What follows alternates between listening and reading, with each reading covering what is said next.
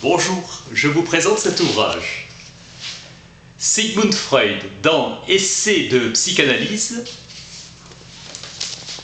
considérations actuelles sur la guerre et sur la mort. 1915.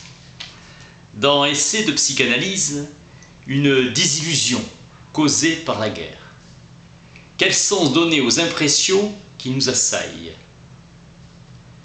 Jamais un événement n'avait détruit tant de biens précieux communs à l'humanité et égaré tant d'intelligence.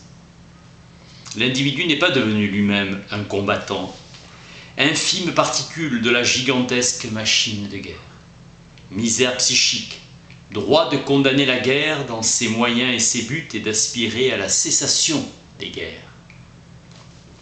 Les guerres ne pourront cesser tant que les haines qui séparent les peuples représenteront de si puissantes forces de pulsion pour le psychisme.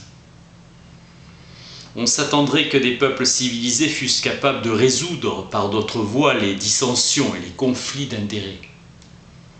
Il est établi des normes morales élevées pour l'individu dans sa conduite, un grand effort de limitation soi-même et un large renoncement à la satisfaction pulsionnelle.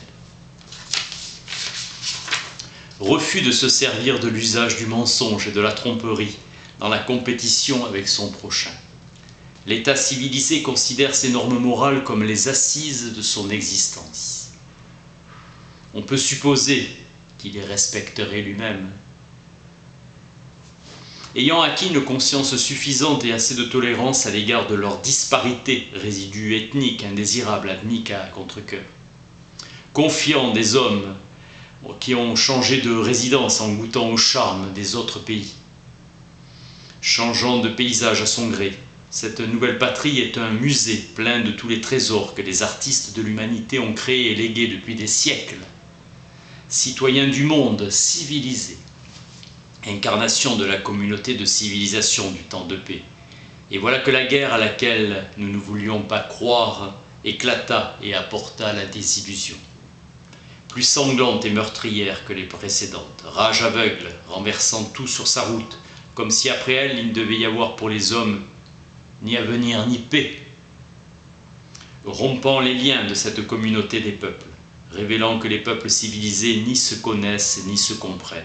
Chaque ressortissant constate avec effroi que l'État a interdit à l'individu l'usage de l'injustice, non parce qu'il veut l'absolu, mais pour en avoir le monopole, comme du sel et du tabac. L'État exige de ses citoyens l'obéissance tout en faisant d'eux des mineurs. L'État s'affranchit des garanties et des traités par lesquels il s'était lié envers d'autres États. Le citoyen du monde se trouve désemparé dans un monde qui lui est devenu étranger, patrie en ruine. Faible mortalité, des États qui se comportent à l'intérieur comme les gardiens des normes morales. L'homme est de naissance noble et bon, processus de développement de ses mauvais penchants sous l'influence de l'éducation. Ses motions pulsionnelles sont ni bonnes ni mauvaises. L'homme est rarement tout à fait bon ou mauvais. Il est intéressant de constater que souvent, la préexistence chez l'enfant de fortes motions mauvaises devient la condition d'une orientation particulièrement nette de l'adulte vers le bien. L'égoïste deviendra secourable. La plupart des fanatiques de la pitié, des philanthropes, des protecteurs d'animaux, se sont formés à partir de petits sadiques et de bourreaux des bêtes. L'influence exercée sur les pulsions mauvaises par le besoin d'amour constitue le facteur interne. Le facteur interne est la contrainte imposée par l'éducation.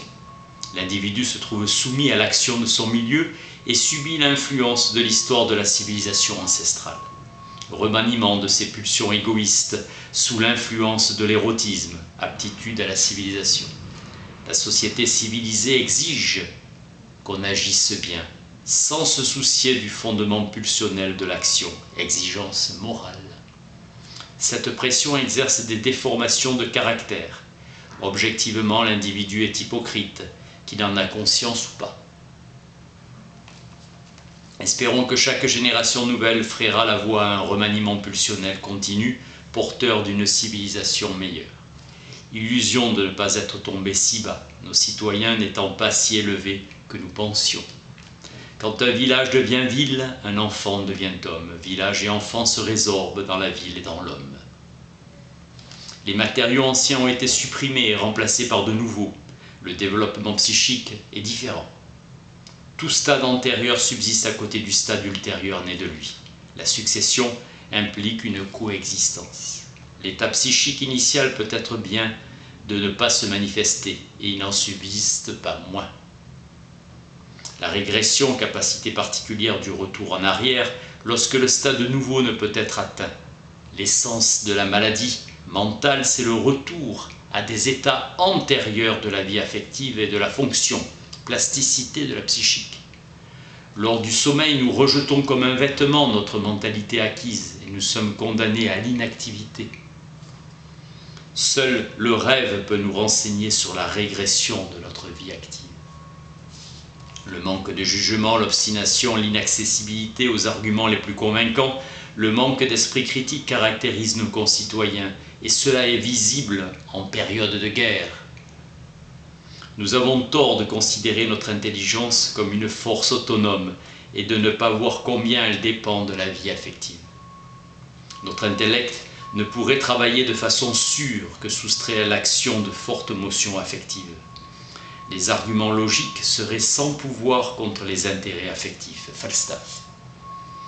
Des hommes à l'esprit le plus aiguisé se comportent soudain avec aussi peu de jugement que de simple d'esprit, se heurtant à une résistance affective. L'aveuglement de la guerre est consécutif à l'excitation affective et disparaîtra avec elle. Nos concitoyens nous sont devenus des étrangers, se présentant à nous à des stades très primitifs sur la voie de l'organisation. Le facteur externe agissant dans le sens de la moralité est encore à peine décelable chez eux.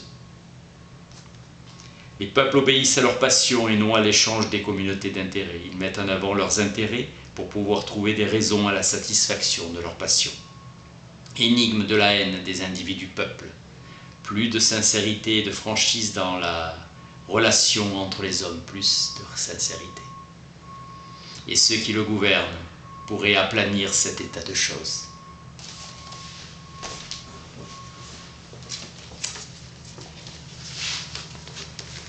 Sigmund Freud, dans Essai de psychanalyse,